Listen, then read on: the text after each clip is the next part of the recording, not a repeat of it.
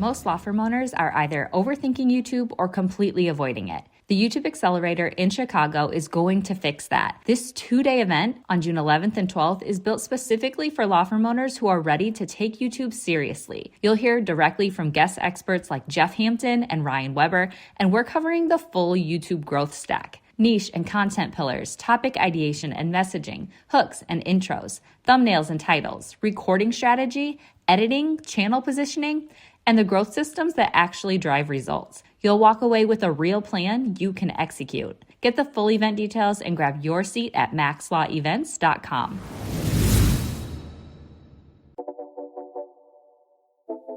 This is Maximum Lawyer with your host, Tyson Mutrux.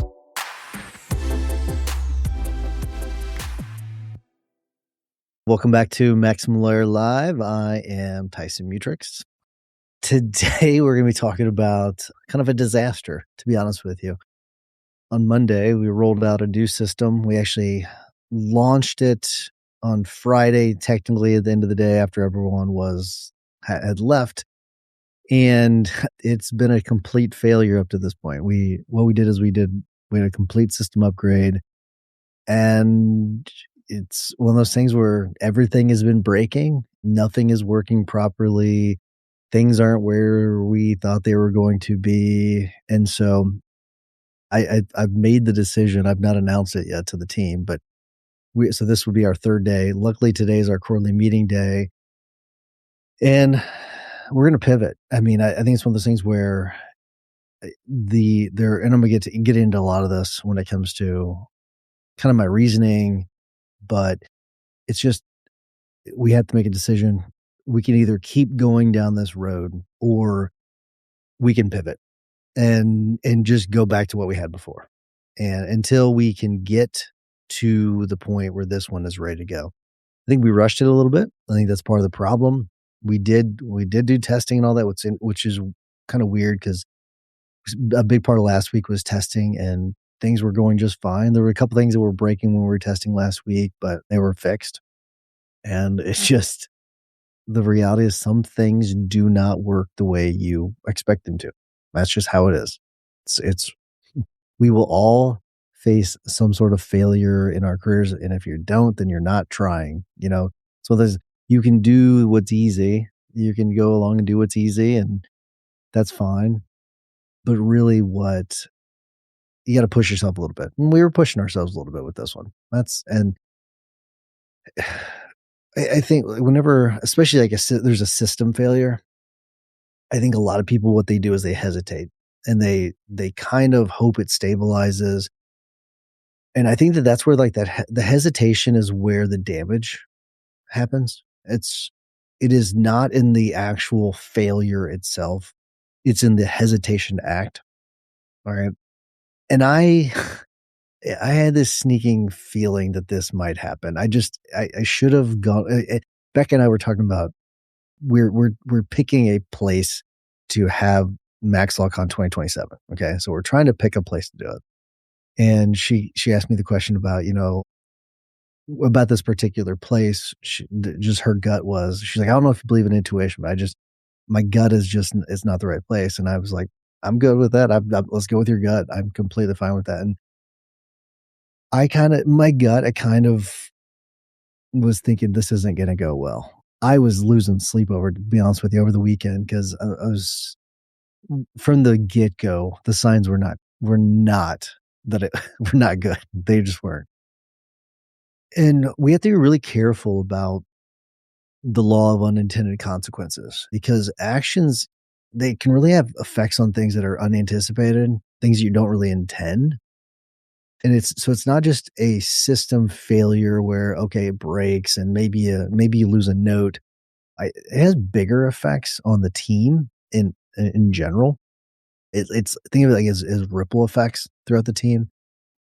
And that's kind of what we're seeing. And I want to put a stop to that right now is what I want to do.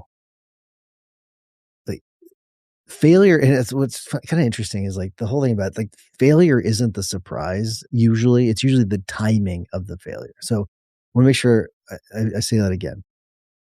it's usually like failure is not the surprise. Okay. So it's one of those things where like we should all expect failure. It's usually the timing of it that it's the worst. And I will say this was not the best week for this to happen. It really was not. I was supposed to have a trial next week. Luckily, the case just settled yesterday. We have a quarterly meeting today. So this is going to be a little bit of a shorter episode because of that, because it's right after this.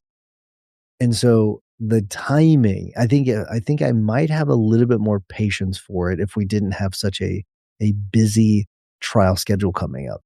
But we don't have the luxury of waiting and trying to figure out if this thing is going to balance itself out. The best thing to do, because we are so early into it, pull the plug, pivot, go back to what we had. Okay. We can still do that. That's still an option. And then fix what we have, and then don't don't botch the launch like we did on this one. It's gonna be a pretty simple thing to do at this point because we are so early on. And that's part of my point too. I want to pass on to people. If you're gonna pivot quickly. Do it fast, because the deeper you get into it, the harder it is to extract yourself from it. Because there's the whole sunk cost fallacy. This is something I think that we should talk more about, because just because you dump a bunch of money into something does not mean that you should still do that thing. Okay. If it's not the right thing, right? If it's costing you more in the long run, you should not be doing that thing. And I do also think the same thing should be for people that are unhappy in their careers when it comes to being a lawyer. It's just one of those things where I've never understood the unhappy lawyer. In that I understand why some people are unhappy in the role they have. I never understood like sticking with it, because you can either stick with your thing that you're doing, or you can pivot and be happy. Like just because you went to law school and you do all these things and people have these expectations of you, do you really want to go 30, 40 years, 50 years into a career and be unhappy that whole time? Or would you rather pivot? So I've never really understood that.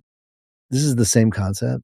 Just because we invested into a system, like this wasn't a cheap upgrade for us, by the way. This was something we have spent a ton of time and effort. We have the complete dev team on standby to fix to fix things right now. So this has not been a cheap thing, but that doesn't matter. What matters more is, okay, what is the best thing for the team right now and in the future? Best thing for the team right now and in the future, both of those things is pivot. Is pivot out of it, because people are not happy. We had on our huddle yesterday, people were freaking out. Well, they were freaking out. And we've been working hard to sort of remedy things. It's not working out. It's just not. And I don't think going back to the old system, or it's not even the old system. It's the system before the upgrade. Okay. Same system. This one was an upgrade. I don't think it's failure. I really don't. And I think this is the right leadership decision is, okay, hey, it's one of those things, my bad, screwed up, shouldn't have done this. We rushed it. We're going to pull it back. You all can just take a deep breath, everybody. We're good. We're not going to delay this decision because of ego. I'm going to own it. Doesn't matter how much time we invested in it. Doesn't matter how much we love the upgrades that we were going to roll out. Let's just pivot. Let's just get out of this, because extracting ourselves from the situation is the best thing for the entire team. So the risk is not making a bad decision, because I want to make sure that people understand, like, you need to take risks like this, and you need to make decisions like this. And sometimes you're going to make bad decisions. You also need to realize that you need to be able to identify whenever it becomes a bad decision and then get out of it and make another decision. That is the key. Where it becomes a bad choice is whenever you're sticking with the bad decision too long. Otherwise, it's not a bad decision. It's just a lesson learned. Just a data point is all it is. Okay. That part's really, really important. About the whole leadership decision thing too. We are trained as lawyers to defend positions. So it is almost in us. And I kind of find this in our marriage, right? So whenever sometimes I will be in a position where I will know I'm wrong, or I'm pretty sure I'm wrong whenever Amy and I are having a disagreement, and I will kind of dig in because I feel like that's just kind of in our nature, especially when it comes to litigation. And I've had over the years kind of like temper that and be like, okay, come on, dude. Just gotta talk to myself. Hey, you're not defending a client here, right? This is your marriage. Leadership's like that too. I think a lot of people in the same position might dig in. I think the older me probably would have dug in on this. No, we're doing this. We are gonna push through on this. I don't care how long it takes to make this thing right. We're gonna push through. And that is not the it's not the right call always. Sometimes it is. I think sometimes staying the course is the right decision. But this is that leadership muscle that you really need to exercise. And it's judgment, right? It's a complete judgment call. It requires detachment from the decision and attachment to the outcome. Okay. So detach yourself from the decision itself and attach your whole judgment to the outcome. Okay. What's the outcome here that we're looking for? Okay. We are looking for a good system that helps us help our clients. It's easy for our team to use, that, they're not struggling with things, yada, yada, yada. Right. And so when you're looking at that as the outcome, not the decision itself, it makes things a lot easier and allows us to pivot a lot faster. So if you find in some of your leadership decisions that you're kind of defending a position because of, you are an attorney, and so you're kind of trained to that, and you're not really focusing on the outcome itself. You're focusing just too much on that one point or that one decision. You might want to step back a little bit. The other part, so part of my analysis on this too, is that every extra day that we are in this broken system, it compounds the damage. Okay. Think about this. It's because it's not just inefficiency. You're talking about lost opportunities when it comes to a variety of things. Like opportunity cost is massive, right? Okay, I can do this or I can do this. It's massive. The team gets frustrated, and because of that, the client experience is degraded. That is a big deal. Because think about, like, okay, imagine you're happy, you answer the phone, you talk to a client. That interaction goes one way.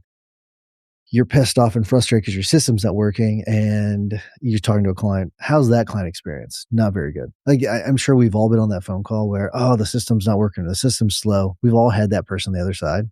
Okay. And if you haven't, you're not on the phone enough. That is a real thing. And the more you're frustrating the team, the more you're going to be frustrating your clients. Okay. Just how it works. There is also, I've thought about this too, and I've kind of wondered if this applies or not, but the whole idea of the law of diminishing returns, and the whole idea about that is that after a certain point, the more you put into something, so the more you put into the inputs, you actually get decreased outputs at a certain point. So I do I do kind of wonder, okay, is this kind of what we're facing too? So throwing more effort at a broken system, it's not really going to fix it. It's really just going to drain the team. So the net output is going to be less. So that's kind of what I was thinking about, the law of diminishing returns a little bit. That's a real problem. The whole cultural cost too is a big deal. But culture is one of those things that to me I think it's important, but I think the way people view the culture is mistaken, almost like the way people view visionaries and integrators. It's very like they view a visionary as like this unicorn kind of a thing, because like that's what they want to be, and it's not that at all. It is not that at all. Which I talked about that in another episode that's going to be coming out with Brooke Lively soon. So you'll get my thoughts on that. So I talk a little bit to Chad Burton on an upcoming episode too about that too, but so you can get my complete thoughts on that. I think culture is the same way. We view culture as like this thing, that's this magical thing, but the reality is that it can easily be created if you have the right systems, the right levels of accountability. Everyone knows what their job is. Everyone knows what the goalposts are. All of that that creates a good culture. Okay. It's not this magical thing because you have this beer fridge and that you all can, access it on Friday afternoons. Like that's not culture. Okay. That's something different. That is a nice little perk for benefits that employees can have. And I think that things like that are fun. That's not what makes the culture. Not at all. Okay. It's everyone having each other's backs. It's everyone that's, being willing to be accountable to their own roles, their own tasks, their own actions, the firm holding them accountable, everyone willing to work together on things as a team. Like there's anyone that's been on a team, you get what I'm talking about. There's that camaraderie there, but it's all built on a level of accountability. Really, it's built on a whole level of accountability, because when you don't have that, it turns into it can turn into easily a toxic environment, because, Jane over here, she is not doing her job. She's not, pulling her weight. And then so Bob over there, he is, having to do more work. So he's getting bitter about it. And then people start talking about things. But when you have the level of accountability, that is the key to everything. Now, why am I talking about accountability when it comes to a system failure? If I continue to push through with this system the way it is, it's going to show to the team, oh, the firm accepts mediocrity. The firm is okay with dealing with this garbage system. And so what else will they put up with? Part of this is demonstrating to them that I'm not willing to do that. Okay. And I'm not willing to sacrifice the team just because of my ego. That's part of this too. So that's why accountability, I've got to hold myself accountable to the decisions we made when it comes to the system rollout, and show the team, hey, I got to hold myself accountable too. And because of that, we got to pivot. Okay. I do want to say this too. I really wish some of the stuff we're hoping to implement has to do with AI and all that. And we have a training today with the Swans guys, Martin and Max. They're going to be doing a training in the association at noon. I really wish I could make it, but we got our quarterly meeting, so I have to record that. But if you're watching live in the association, make sure you're going to want to hit that.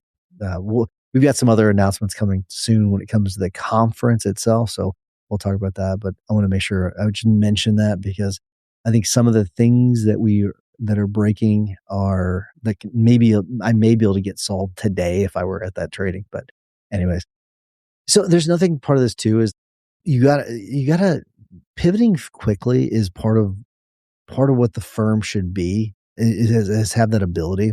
It needs to sort of be built into the DNA of the firm. So, through communication, testing, decision-making frameworks, all of that, feedback loops, all that is really, really super important.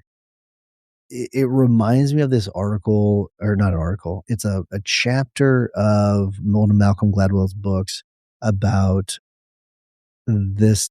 It's a girls basketball team, and this guy had never coached before. And I think he was more of a soccer fan, and he didn't understand why they didn't do full court press. I'm going to tell the story improperly, I'm sure, but I'll do my best. It's been a while since I've read this chapter, but what he did is, and there was no rule against, he asked them, is there a rule against full court press? And no, and they end up either winning their league championship or like a state or national championship or something like that. They ended up going really far. Like, 'cause they were like they just like weren't following the normal rules. And I kind of relate that to, like, almost feel like the culture, not the culture, the DNA of your firm, more like a startup than anything else, where like you're moving quickly. Like the bigger you are, the harder for you, not the bigger your mindset is about it, where like you are like this big ship trying to turn, right? You want to be able to maneuver more like a speedboat when it comes to your decision, becomes your firm. You don't want to get too bogged down with red tape and all that. So you really want to have that kind of built into the DNA of your firm, so you can make these quick decisions and not get stuck in a bad decision and not be able to pivot for several weeks, because you got to run it through all the different channels.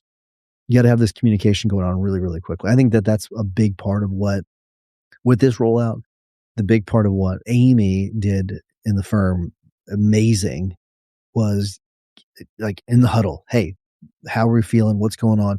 Like just constantly getting feedback whenever the rollout was coming. Hey, here's what's coming. Here's what we're going to do. Here are these training sessions, all that kind of stuff. that allowed us to get the feedback very, very quickly. And then, okay, this isn't working. We need to make a decision. Let's do something else. So what's going to change after this? So I'm going to start to kind of wrap things up. I want to talk about what we're going to do a little bit differently, but then I think what we're going to do is we're going to probably do some more controlled rollouts to maybe select teams the next time.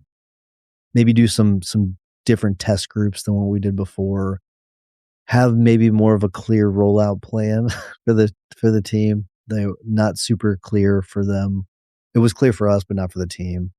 And then I think we could probably still, even though we had some pretty fast feedback loops, maybe be a little more tapped into it. So that's another thing we could probably do a little bit better. But I think one of the big lessons here is it's a data point. Failure is a data point. Okay. This failure gave us something extremely valuable, information. Okay. It told us what's breaking, where it breaks, and then how the team responds to it. That's really good data. Okay. That's some of the best data you can get. It really, really is. So we're learning from our lessons. We're going to make our decisions when it comes to pivoting. We're going to make our improvements when it comes to the system, and we'll be fine. Okay. It's going to be just fine. So that's all I have today. If you have something going on in your firm, you need to pivot, make the decision. The longer you wait, the harder it is to pivot. So remember, if you are interested in the association, if you're listening to this as a recording, not live, check us out at maximumlawyer.com. We'd love to have you in the association. This is a live episode every Wednesday. We also have live trainings with awesome experts. Like, for example, today we got the Swans guys coming in to teach about Claude, which is going to be just absolutely amazing. I'm sad I'm going to miss it, but I'll be there for the recording. And then check out Becca's List for the best vendors. BeccasList.co. It's a great place to go to find out who the best and the worst vendors are. Hopefully you're looking for the best, but you can avoid the worst by going to BeccasList.co. But thanks for watching. Thanks for listening, and have a wonderful day. See you, buddy.